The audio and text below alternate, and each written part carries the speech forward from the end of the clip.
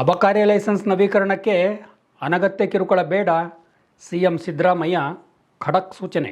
ನೆರೆ ರಾಜ್ಯಗಳಿಂದ ಕರ್ನಾಟಕ ರಾಜ್ಯಕ್ಕೆ ಲಿಕ್ಕರ್ ಕಳ್ಳಸಾಗಣೆ ತಕ್ಷಣ ತಡೆಗಟ್ಟಿ ಸಿಎಂ ನಿರ್ದೇಶನ. ಮಂಗಳವಾರ ಅಬಕಾರಿ ಇಲಾಖೆಯ ಪ್ರಗತಿ ಪರಿಶೀಲನಾ ಸಭೆ ನಡೆಸಿ ಬೆಂಗಳೂರಿನಲ್ಲಿ ಸಿಎಂ ಸಿದ್ದರಾಮಯ್ಯ ಅವರು ಮಾತನಾಡುತ್ತಾ, ಇಲಾಖೆಯ ತೆರಿಗೆ ಸಂಗ್ರಹ ಸಾಮರ್ಥ್ಯವನ್ನು ಆಧರಿಸಿಯೇ ನಿಗದಿಪಡಿಸುವ ಗುರಿ ತಲುಪಲು ಅಧಿಕಾರಿಗಳು ಗರಿಷ್ಠ ಪ್ರಯತ್ನ ಮಾಡಬೇಕು ಎಂದು ನಿರ್ದೇಶನ ನೀಡಿದರು. ಚುನಾವಣಾ ನೀತಿ ಸಂಹಿತೆ ಕಾರಣದಿಂದ ತೆರಿಗೆ ಸಂಗ್ರಹ ಬೆಳವಣಿಗೆ ದರ ನಿರೀಕ್ಷಿತ ಮಟ್ಟ ತಲುಪಿಲ್ಲ. ಹಾಗಾಗಿ ಮುಂದಿನ ದಿನಗಳನ್ನು ಇದನ್ನು ಭರ್ತಿ ಮಾಡುವಂತೆ ಸಿಎಂ ಸೂಚನೆ ನೀಡಿದರು.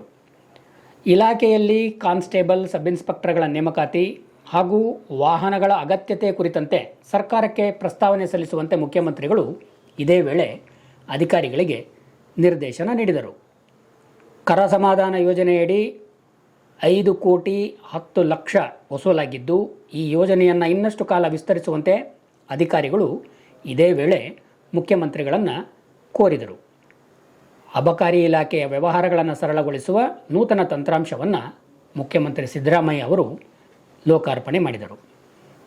ಆನ್ಲೈನ್ನಲ್ಲಿಯೇ ಇಲಾಖೆಯ ಸೇವೆಗಳನ್ನು ಒದಗಿಸುವ ಹಾಗೂ ಅಬಕಾರಿ ಇಲಾಖೆಗೆ ಸಂಬಂಧಿಸಿದ ನಿಯಮ ಉಲ್ಲಂಘನೆ ಮತ್ತು ಅಕ್ರಮದ ಪ್ರಕರಣಗಳು ಅಧಿಕಾರಿಗಳ ತಪಾಸಣೆಯನ್ನು ಇದರಲ್ಲಿ ದಾಖಲಿಸಲು ಹಾಗೂ ಅನುಸರಿಸಲು ಅವಕಾಶ ಇದರಲ್ಲಿ ಕಲ್ಪಿಸಲಾಗಿದೆ ಎಂದು ಈ ವೇಳೆ ಅಧಿಕಾರಿಗಳು ಮುಖ್ಯಮಂತ್ರಿಗಳಿಗೆ ಮಾಹಿತಿ ನೀಡಿದರು.